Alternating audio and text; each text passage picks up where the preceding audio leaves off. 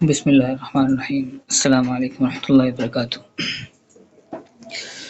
مطالعہ سے اشراق کورس کی آج ہماری 10ویں کلاس ہے، اور آج کی کلاس ہماری آخری کلاس ہے انشاءاللہ۔ اس میں ہم قرآن مجید سے متعلق جو اجمالی اعتراضات تھے مستشرقین کے اور ملاحدہ جس کو نقل کرتے ہیں اس کو آپ کے سامنے پیش کریں گے۔ جو مشہور اعتراضات ان میں یہ بھی ہے کہ قرآن مجید کا مصدر کیا ہے۔ تو مستشرقین میں بعض مستشرقین کا موقف یہ ہے کہ قرآن مجید یہودیت سے ماخوذ ہے، بعض نے کہا عیسائیت سے ہے، اور اسی طرح جو ہے دین حنیفی سے ہے، یعنی دین ابراہیمی جو حضرت ابراہیم علیہ السلام کے دین کے اثرات جو کچھ باقی تھے، اور آپ کے نبوت سے قبل بھی کچھ حنفاء موجود تھے اہل عرب میں، تو ان کے افکار سے ماخوذ ہے۔ اور بعض نے یہ کہا ہے کہ عرب معاشرے کے اندر جو ان کے تہذیب و ثقافت کے اعمال تھے اور ان کے افکار تھے، وہاں سے جو ہے دین اسلام کو نعوذ باللہ اخذ کیا گیا ہے۔ یہ مستشرق ہے، فرانسیسی مستشرق، اس نے کتاب میں یہ بات لکھی ہے کہ پیغمبر اسلام پر نعوذ باللہ یہودیت کا بڑا اثر تھا، اور آپ ان سے متاثر ہو کر اپنے دین اسلام کے لیے ایک کتاب مرتب کرنا چاہتے تھے۔ آپ نے اپنے فالوورز کے لیے اسی روشنی میں کتاب مرتب کی، اور جس پر نظر ثانی حضرت ابوبکر عمر رضی اللہ تعالیٰ کے دور میں کی گئی ہے۔ اسی طرح جو ہے ٹسڈال نام کے ایک مستشرق ہے، اس نے بھی یہ دعویٰ کیا ہے کہ پیغمبر اسلام نے ایمان، جنت، جہنم، فرشتوں، شیاطین، توبہ، جبرائیل وغیرہ کا تصور یہودیوں سے لیا ہے۔ اس کے حوالے جات انہی کتابوں کے انشاءاللہ اسکرین کی صورت میں ہم پیش کریں گے، لیکن اس سے پہلے آپ جواب سمجھ لیجئے۔ یہودیوں کا جہاں تک معاملہ ہے تو مکہ میں جہاں 13 سال تک وحی نازل ہوئی ہے، وہاں تو مکہ میں کوئی بھی یہودی آباد نہیں، کسی یہودی کے اثرات نہیں ملے کہ وہاں پر کوئی یہودی خاندان، قبیلہ، مستقل کوئی یہودی عالم راہب وہاں پر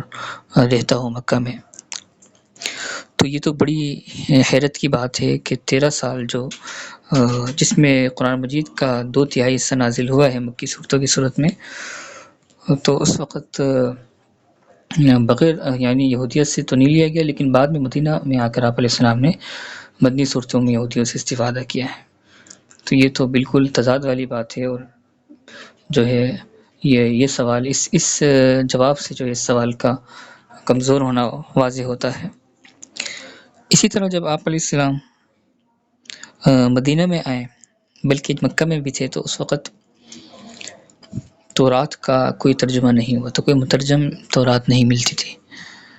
تورات کا ترجمہ آپ علیہ السلام کے رحلت فرمانے کے 200 سال بعد یعنی 30 صدی ہجری میں پہلا عربی ترجمہ کیا گیا ہے، اور آپ علیہ السلام کو عربی کے علاوہ کوئی اور زبان آپ علیہ السلام کو نہیں آتی تھی۔ تو یہ کیسے ممکن ہے کہ آپ اتنی فصیح عربی جو قرآن ہے، جو اتنی فصاحت و بلاغت کے ساتھ عربی زبان میں لکھا ہوا ہے، اس کے اسرار و رموز کو، تعلیمات کو، اس کے فصاحت و بلاغت کو یہودی عبرانی زبان سے کاپی کر لیں؟ یہ انتہائی مشکل بات ہے۔ تو لہذا یہ جو دعویٰ ہے انتہائی بے بنیاد ہے۔ اگر کچھ مماثلت تورات سے، یہودی تعلیمات سے ملتی ہے، تو اس کی وجہ یہ ہے کہ ان کے مصادر ایک ہیں، وہ ہے وحی الہی۔ تو لہذا اللہ تعالیٰ کی وحی، جیسے قرآن مجید میں آیت ہے باقاعدہ بسم اللہ الرحمن الرحیم، شرع لکم من الدین ما وصی به نوحا والذی اوحینا الیہ وما وصینا به ابراہیم وموسیٰ وعیسیٰ ان اقیموا الدین ولا تتفرقوا فیہ۔ تو اس آیت میں سے واضح ہوتا ہے کہ مصدر ایک ہی ہے ان آسمانی مذاہب کا، تو ممکن ہے کہ ان میں کچھ اشتراک مماثلت پائی جائے، لیکن اس کا مطلب یہ نہیں ہے کہ آپ علیہ السلام نے ان کی تعلیمات، ان کے مذہب کے جو محرف شدہ مذہب تھا کہ اس کی تعلیمات سے کچھ لیا ہے، بلکہ مماثلت کی وجہ یہ ہے کہ ان کے مصادر ایک تھے، وہ تو وحی۔ کیونکہ ظاہر سی بات ہے یہودیت بھی ایک زمانے میں آسمانی مذہب رہا ہے، اگرچہ اس میں انہوں نے کافی تحریف کی ہے، لیکن اس کے باوجود چند چیزیں تو بچتی ہے، آخرت کا تصور ہے، فرشتوں کا تصور ہے۔ تو مماثلت کی یہ وجہ ہے، یہ وجہ نہیں ہے جو مستشرقین اپنے ضد اور تعصب میں بتاتے ہیں۔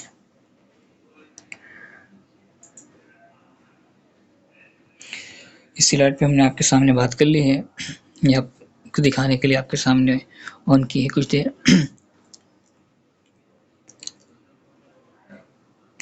اسی طرح عیسائیت کے حوالے سے ہے کہ قرآن مجید جو ہے عیسائی لٹریچر سے ماخوذ تھا، یعنی وہاں سے جو ہے عیسائی تعلیمات سے قرآن کی تعلیمات کو اخذ کیے گئے، اور یہ اس اعتراض کو مستشرقین نے تھوڑا وزنی سمجھا ہے اور اپنی طرف سے بات کی ہے کہ چلو یہودیوں کے متعلق تو جواب دے دیتے ہیں کہ وہ عرب میں آباد نہ تھے، لیکن عیسائی راہب اور یہ عرب میں بھی آباد تھے، اور آپ علیہ السلام نے شام کے اسفار کیے ہیں، تو وہاں شام میں تو عیسائیوں کا گھر تھا شام، تو وہاں آپ علیہ السلام کی ملاقات ہوئی۔ اس طرح نجران کے راہب سے آپ کی ملاقات ہوئی ہے۔ اسی طرح کاس کے میلے میں مسیحی جو مبلغین ہیں راہب وہ آیا کرتے تھے، اپنی تعلیمات بیان کرتے، تو آپ علیہ السلام اس کو سن سن کے قرآن میں ایڈ کیا کرتے تھے، نعوذ باللہ۔ تو اگر اس کا جواب پہ غور کیا جائے تو مکہ اور ارد گرد جو علاقے تھے اس میں دو نام ملتے ہیں عیسائی علماء کے، عثمان بن حویرث، ہاں ایک جواب ہم نے آگے سلائڈ میں بھی لکھا ہے، ایک آپ کو بھی زبانی بتا دیتے ہیں۔ عثمان بن حویرث اور ورقہ بن نوفل کے علاوہ کوئی عیسائی نظر نہیں آتا ہمیں۔ عثمان بھی نبوت سے 3 سال قبل شام چلے گیا اور وہاں جا کے اس نے عیسائیت قبول کر لی تھی۔ پھر اپنے آپ کو ان کو حنیفی شمار کیا جاتا تھا کہ دین ابراہیمی پر ہے،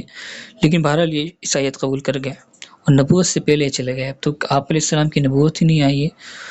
قرآن مجید نازل ہی نہیں ہوا، تو کیسے آپ علیہ السلام ایسے شخص سے استفادہ کر سکتے ہیں جو نبوت سے قبل ہی شام چلا گیا تھا۔ ورقہ بن نوفل کی بات کی جائے تو ورقہ بن نوفل سے آپ علیہ السلام کیا سیکھتے ہیں، بلکہ جو روایت ہے اس میں تو ورقہ بن نوفل خود آپ علیہ السلام سے متاثر ہو گئے تھے اور کہا تھا کہ یہ وہی نبی ہے، یہ وہی ناموس ہے جو موسیٰ علیہ السلام پر نازل ہوا، یعنی آسمانی بات ہے، آسمانی کتاب ہے، انسان کی لکھی ہوئی کتاب نہیں ہے۔ اور ورقہ بن نوفل نے بھی کہا تھا کہ آپ اگر میں زندہ رہا تو میں آپ کا ساتھ دوں گا اس وقت جب آپ کی قوم آپ کو مکہ سے نکالے گی۔ تو بہرحال یہ حقیقت سے اعتراض کی کہ ورقہ بن نوفل سے آپ کیا سیکھتے، وہ خود آپ کو نبی تسلیم کر رہے تھے مستقبل کے۔ یہ روایت تفصیلی طور پر آپ کو احادیثی کتب میں مل جائے گی۔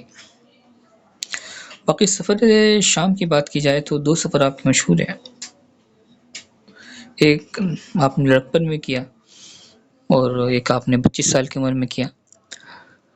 حضرت خدیجہ رضی اللہ تعالیٰ عنہ کے نکاح سے قبل۔ تو اس میں بھی بچپن کے سفر میں آپ علیہ السلام کی جس راہب نے دیکھا تھا وہ مختصر وقت کے لیے دیکھا تھا، اور آپ کو دیکھ کر آپ کو پہچان کر اس نے انہوں نے آپ کے چچا ابو طالب سے کہا تھا فوراً انہیں واپس لے جائے، اگر شام لے گئے تو یہودی ان کو حسد کی بنیاد پہ شہید کر دیں گے۔ تو مختصر سی ملاقات، آپ کی عمر بھی کم، اتنے سے وقت میں پورے 30 پارے آپ علیہ السلام نعوذ باللہ گوئے کہ کیسے سیکھ سکتے ہیں، کیسے ان سے پڑھ سکتے ہیں کوئی، یہ ساری بات ظن و تخمین پر مبنی ہے۔ مستشرقین نے جہاں یہ باتیں لکھی ہیں وہاں انہوں نے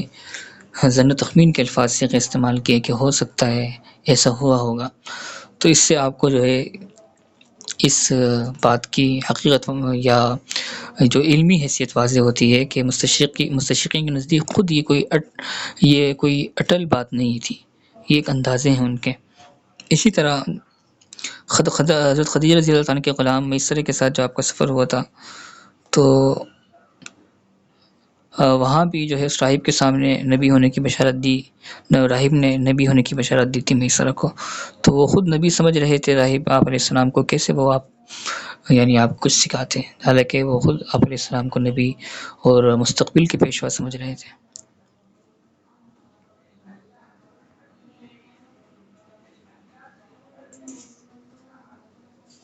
یہ کچھ سوالات آپ کے سامنے موجود ہیں۔ عیسائی بھی یعنی مکہ کی بات کی جائے تو وہاں نہ یہودی تھے نہ عیسائی تھے، نہ عیسائیوں کی کوئی بڑی تعلیم گاہ ہے، نہ مشہور ان کے علماء تھے۔ عثمان بن حویرث اور ورقہ بن نوفل کا حوالے سے میرے جواب تو آپ کے سامنے پیش کرتی ہے۔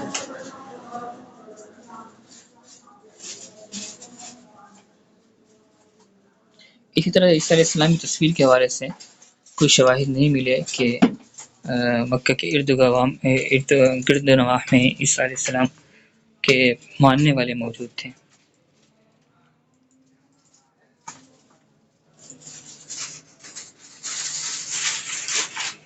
اسی طرح ایک اعتراض کیا گیا ہے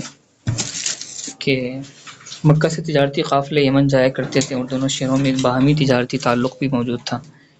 انہی قافلوں کے ذریعے سے عیسائی تعلیمات و افکار مکہ پہنچی اور آپ علیہ السلام نے اپنی کتاب قرآن مجید میں اس کو نعوذ باللہ ایڈجسٹ کر دیا۔ اور ان کا کہنا ہے کہ قرآن مجید کے ذخیرہ الفاظ سے اس بات کی تصدیق ہوتی ہے کہ یمن کے عیسائی افکار تجارتی قافلوں کے راستے مکے پہنچ چکے تھے۔ تو اس کا جواب یہ ہے کہ قرآن مجید اگر انجیل سے اور عیسائی تعلیمات سے ماخوذ ہے تو پھر قرآن مجید میں عیسائیت کی بنیادی جو عقائد ہے اس وقت تثلیث کا عقیدہ ہے، اور عیسیٰ علیہ السلام کے ابن اللہ ہونے کا عقیدہ ہے، سن آف گاڈ ہونے کا عقیدہ ہے، صلیب دیے جانے کا عقیدہ ہے، مصلوب کیے جانے کا، سارا قرآن اس کو سختی سے نفی کرتا ہے، تردید کرتا ہے، اسے کفر قرار دیتا ہے۔ تو اگر قرآن مجید نے انجیل سے اور عیسائی تعلیمات سے اخذ کیا ہے تو پھر یہ اختلاف کیسا؟ اور اسی طرح تاریخ کی روشنی میں کوئی ایسی گواہی موجود نہیں جس بات کی دلیل دے کہ آپ علیہ السلام جو ہے کے زمانے میں انجیل کا بھی عربی ترجمہ موجود تھا۔ ظاہر سی بات ہے آپ علیہ السلام کو عربی زبان کے علاوہ دیگر زبان نہیں آتی تھی۔ تو یہی اعتراض قرآن میں بھی نقل ہے، مشرکین مکہ نے اعتراض کیا کہ عیسائی معلم آپ کو تعلیم دیتا ہے۔ تو قرآن مجید میں اس کا جواب دیا گیا ہے کہ قرآن مجید فصیح عربی میں ہے اور وہ عیسائی جو ہے وہ تو عجمی ہے، تو کیسے ممکن ہے کہ جس کی کتاب کی فصاحت و بلاغت ایک معجزہ ہو اور اس کو جو ہے اس طرح بغیر کسی عجمی زبان سے نقل کر لیا گیا ہو۔